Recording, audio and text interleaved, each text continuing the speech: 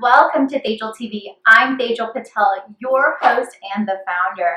I help modern mamas create calmness amongst the life's chaos. Meditation and mindfulness is not a fad, it is a way of life. And today we're talking about anger. How to deal with anger and move through it in a constructive and calm way. We've all experienced moments of what I call the anger blackout. It's just like a blackout that we have when we've drinking too much alcohol. You don't know what you're doing, you completely lose control, your heart is racing, and your mind goes blank. You say things and do things that you don't necessarily feel very proud of the next day, and you feel like you're just this robot. Somebody has taken control over your thoughts, your mind, your action, and your body. And we have to avoid being in those spaces of blackouts because we can really say and do things in those moments that can never be taken back. So how do you prevent going into this anger blackout and creating this catastrophe and damage? Well, today I have 3 fabulous tips to help you navigate through your anger. Anger is a natural emotion. We all feel it. But the problem is that we try to resist it. Anything that's uncomfortable or things that we consider painful, we don't want to have anything to do with it. The problem is that as we continue to suppress and deepen these feelings of anger, they just eventually boil out in another conversation, another trigger, and another situation in our life. So we really have to get to the root core of what it is that's triggering this reaction. Though anger is a normal emotion, unleashing your anger and yelling and screaming and getting out of control is not a normal reaction.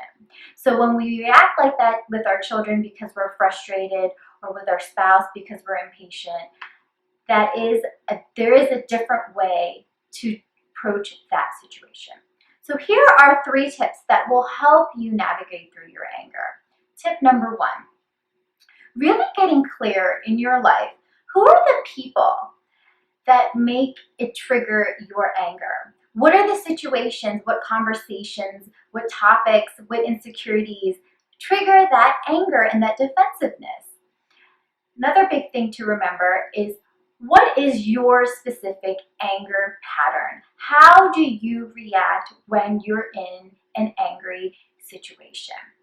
Get really clear by writing this down. And, it's not always pleasant to think about these things, but the more honest that you are, the more of a transformation you will feel. So really play it out. The people, the patterns, and really understand what is your trigger. The second thing is that understanding that you have a choice. The next time you're faced with feeling angry, you're going to repeat this mantra. I choose not to participate in this drama. And really make this a mantra that you repeat and get really comfortable with it. It is your choice to participate in a conversation that does not serve your highest good, that is triggering your buttons. What can you do instead? You can be silent. And I know that for many of you, silence equivalents being weak, not feeling that you're not expressing your feelings and your emotions, feeling like you're being taken advantage of. But by repeating this mantra, I choose not to participate, you are empowering yourself by making the choice that you are not going to engage in conversation that will trigger your anger to erupt. The third tip is that expression of your feelings is absolutely a necessity. What I suggest is getting really clear, allowing 24 hours to pass before you contact that person that triggered your anger to really express what it is that you're feeling. Get really clear about the root cause. Were you feeling that you were being attacked because of an insecurity that you had? How are you really feeling? What did it bring up? And be very, very open, be very loving and kind when you communicate. The biggest problem is that we communicate from a place of feeling like a victim or feeling that we need to defend ourselves and prove ourselves right. That type of conversation is never two-sided.